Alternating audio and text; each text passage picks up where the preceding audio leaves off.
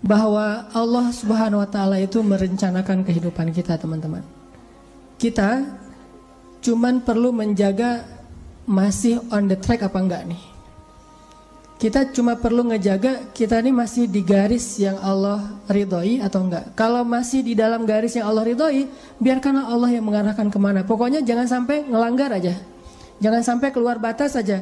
Dan insya Allah jalan itu enggak akan membawa kita kepada kehancuran atau kerugian. Enggak mungkin.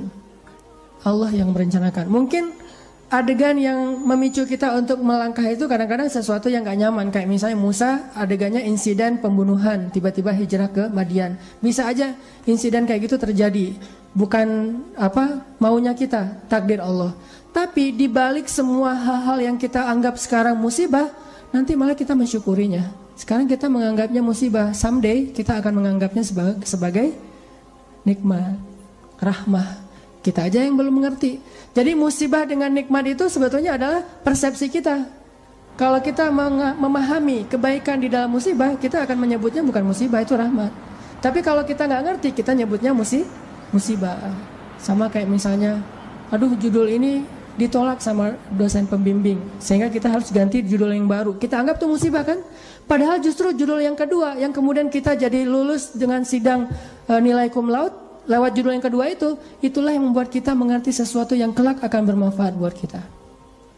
Judul pertama mungkin tentang apa, judul yang kedua sesuatu yang lebih aplikatif, sesuatu yang lebih dibutuhin sama masyarakat. Sehingga kadang-kadang kita pernah nulis skripsi, tesis, disertasi tentang judul itu, kita jadi expert di bidang itu, sehingga suatu saat kita lebih dibutuhin oleh masyarakat daripada kita tadinya pakai judul yang pertama.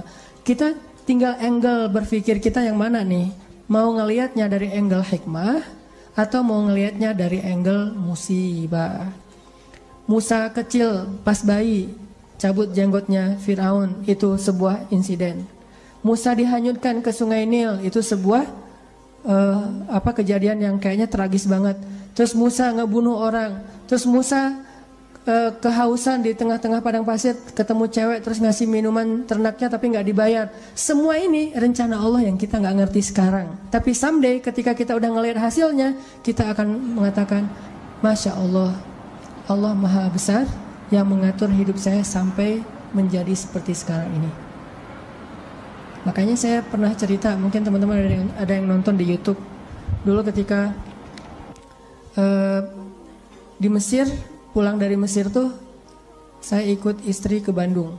Istri saya ngajar di Bandung, akhirnya kita ke Bandung. Saya nggak senang waktu itu belum dapat hidayah ya, nggak senang ngajar di kampus, nggak senang ngajar di pondok pesantren. Tapi karena terpaksa, nggak ada kerjaan, saya ngelamar-lamar gitu ke pondok-pondok pesantren. Semua nolak, alasannya sama, lebih banyak guru daripada murid. Ya udah deh, gak apa-apa, karena gak ada yang nerima. Saya pikir, kok saya pulang-pulang jauh-jauh dari Kairo tapi gak punya kerjaan ya, kayak melas gitu. Malah ngelamar jadi kuli aja gak diterima. Soalnya kuli itu yang dilihat keahlian dan otot kan. Saya punyanya ijazah LC, gak nyambung dengan perkuliahan gitu. Akhirnya gak punya kerjaan, saya nerjemahin buku. Udah capek-capek nerjemahin buku, pas dikasih ke penerbit, katanya buku itu udah terbit, terjemahin sama orang lain. Saya salah milih judul. Akhirnya nulis buku sendiri yang belum diterbitin orang. Walaupun kalau bahasa Sunda mah capruk, gak jelas ngomong apa gitu. Pokoknya nulis aja, nulis. Udah selesai nulis, dikasih ke penerbit, gak ada yang mau nerbitin karena gak layak katanya. Kan ini adegan-adegan yang awalnya kita anggap sebagai kesulitan, musibah kan. Karena gak mau diterbitin sama penerbit, akhirnya saya kepikiran lagi, ya udah kenapa gak diterbitin sendiri aja. Diterbitin sendiri, alhamdulillah minjem uang dari teman 30 juta, dan dia Allah takdirkan dilembutkan hatinya, mau aja, padahal nggak kenal amat, baru kenal juga beberapa bulan, mungkin ngeliat muka saya tuh muka melas gitu ya. Jadi saya pinjam uang, pinjam dong 30 juta. Oh iya, ya udah ambil aja. Nah, 30 juta. Dia punya percetakan, sampai sekarang jadi teman baik. Dia yang punya percetakan, udah nggak apa-apa, Ustadz cetak aja, ntar bayarnya waktu terserah Ustadz. Dikasih waktu 6 bulan. Saya cetak, udah gitu terbitin sendiri. Dijual seluruh Indonesia.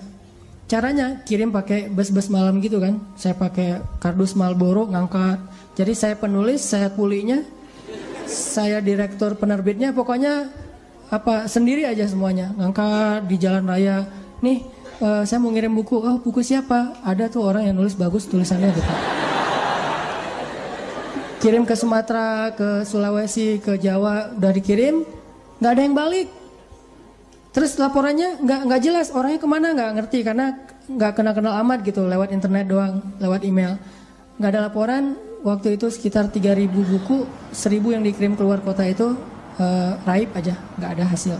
2.000 lagi, ya udah saya jual di Bandung aja kalau kayak gini. Jual di Bandung, pas ada kayak Islamic Book Fair ya, pameran buku Islam. Saya nyewa satu space di stand salah satu penerbit Islam di Bandung. Nggak nyewa stand, nyewa space doang di depan.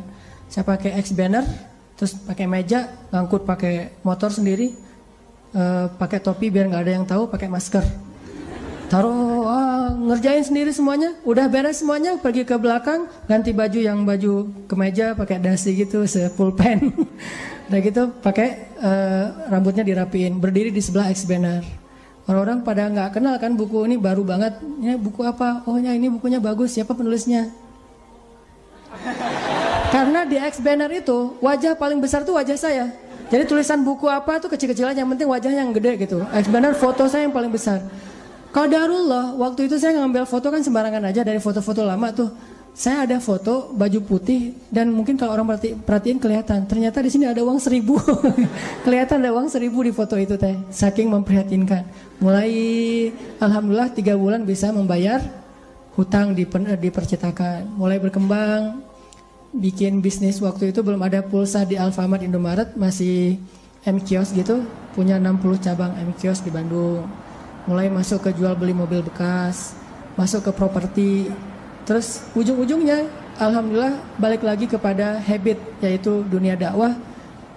Jadilah sekarang di Pemuda Hijrah dan saya tinggalkan yang usaha-usaha kayak gitu biar fokus kepada dakwah. Tapi akhirnya saya berpikir kalau dulu saya mungkin diterima ngajar di satu tempat, mungkin saya nggak akan pernah ngelakuin hal-hal yang seperti sekarang. Kalau dulu saya diterbitin bukunya oleh orang lain, mungkin saya nggak akan pernah nulis sendiri dan seterusnya dan seterusnya.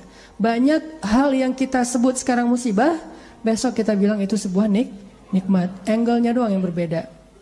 Tinggal kita yakin nggak sama Allah Subhanahu Wa Taala. Jadi bisa jadi hari ini ditolak atau hari ini diputusin, suatu saat kita mensyukuri keputusan itu. Alhamdulillah saya diputusin, itu disyukurin. Kenapa? Gara-gara diputusin, akhirnya dia menikah dengan orang yang lebih baik daripada kita.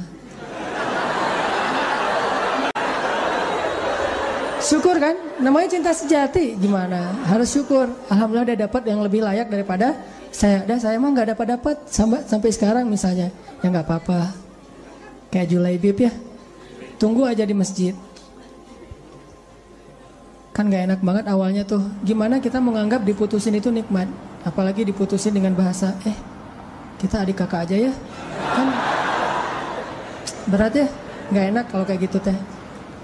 Cuman nanti suatu saat kita akan mensyukuri nikmat itu. Kayak banyak orang yang ngerasa kok saya ngeband udah sekian lama tapi gak ada yang masuk ke dapur rekaman. Sampai dia bikin kayak semacam sponsor me kan. Dia ngeband terus bikin arrangement lagu. Dia posting di YouTube, diupload di YouTube supaya ada yang sponsor, ternyata nggak muncul. Anak skate dia ngetrik tapi nggak ada yang jadiin dia brand ambassador brand tertentu. Akhirnya dia upload di YouTube ngetrik kickflip yang model baru apa gitu mungkin atau no comply gitu, dia nggak ngetrik tapi bisa terbang-terbang. Berharap ada yang sponsor, ternyata belum. Apa yang hari ini kita anggap sesuatu yang kayak kekalahan, satu musibah, satu kesulitan, suatu hari nanti ketika kita paham, kita akan mengatakan itu nikmat.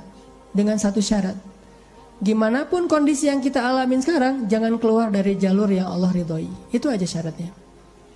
Makanya kan saya bikin tagline banyak main, banyak manfaat. Saya nggak berani bilang nggak punya dosa karena itu namanya tazkiyatun mentazkiyah diri sendiri. La tuzakku anfusakum. Janganlah kalian menganggap diri kalian suci. Tapi maksudnya sedikit dosa ini tinggalkan dosa. Kenapa? Karena kalau kita udah ngelanggar, gimana pun kita sekarang lagi dapat nikmat banyak, terus kita melakukan dosa yang Allah nggak suka, nikmat itu bisa berubah musibah.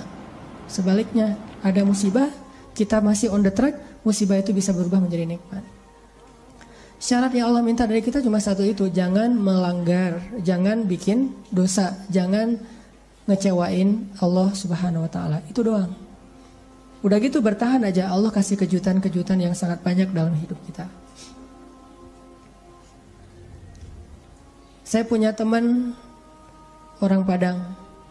Dia ikut tes akademi kepolisian.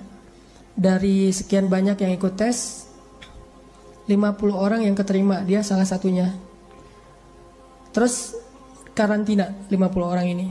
Tes ujian yang kedua, dari 50 orang ini cuman dia sendiri yang gagal. 49 orang tuh lulus tes kedua. Akhirnya dia pulang ke kampungnya dalam keadaan malu. Karena udah malu banget, dia hijrah ke Jakarta. Awalnya ke Bandung terus ke Jakarta.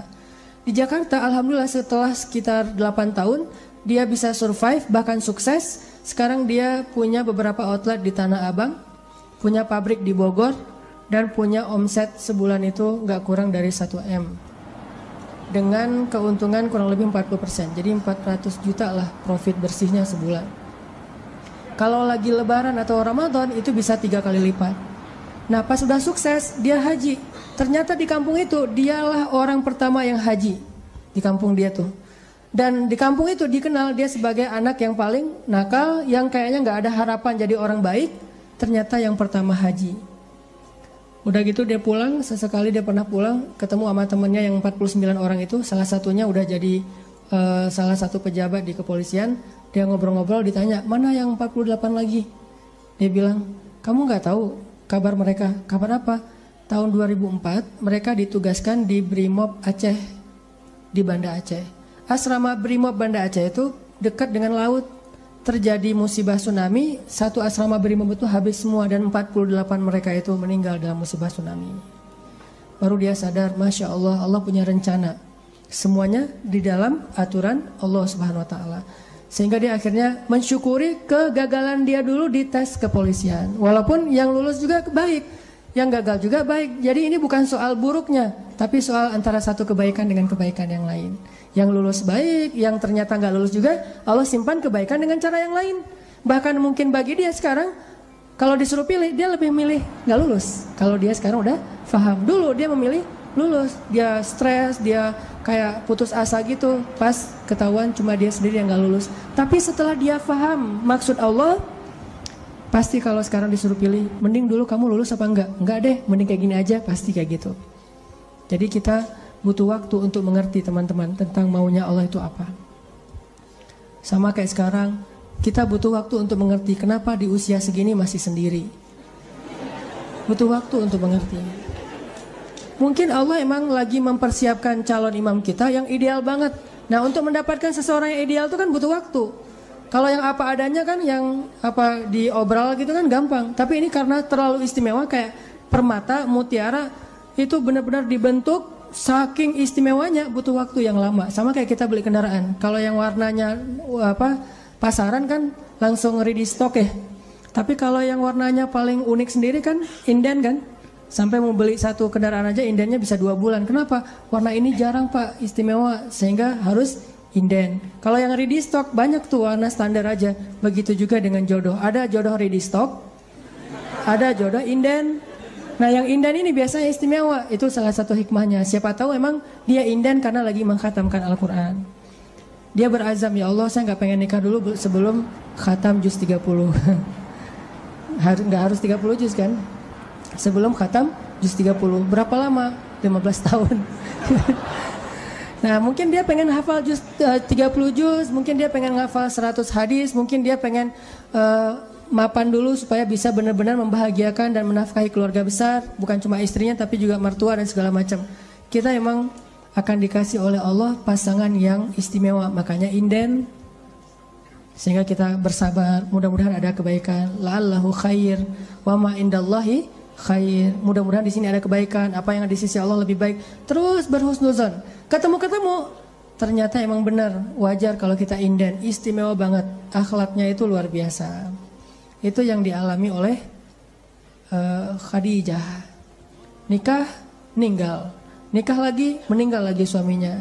Kenapa meninggal? Karena Allah lagi mempersiapkan seseorang yang mungkin pas suaminya meninggal, Nabi Muhammad masih kecil. Tapi Khadijah disuruh punya keluarga dulu biar ada yang ngedampingin dia terjauh dari fitnah. Cuman gak boleh lama-lama, harus pergi karena mau digantiin oleh orang yang lebih istimewa, yaitu Muhammad SAW. Mungkin bagi Khadijah ketika suami pertamanya meninggal itu musibah, nikah lagi. Suami kedua meninggal, lebih musibah lagi. Udah gitu sendiri, sekian lama baru ketemu dengan orang yang paling istimewa. Gak ada manusia yang lebih istimewa daripada suaminya Khadijah, yaitu Rasulullah SAW. Allah punya rencana. Awalnya Khadijah menangis, yang kedua Khadijah menangis, tetapi setelah dia faham rahasia yang ketiga, mungkin dia akan mengatakan bahwa inilah yang terbaik untuk saya. Kalau saya tahu ini dari dulu, maka saya akan tahu bahwa Allah itu maha baik kepada saya. Ini artinya Allah punya rencana. Kurang baik apa suami kayak Rasulullah? Nih, mungkin kita yang berada di sebelah kanan ini lagi disiapin sama Allah untuk belajar akhlak dari Rasul, supaya nanti kalau ketemu yang di sebelah satu lagi, insya Allah kita benar-benar bisa membahagiakan dia seperti Rasul membahagiakan Khadijah atau Aisyah.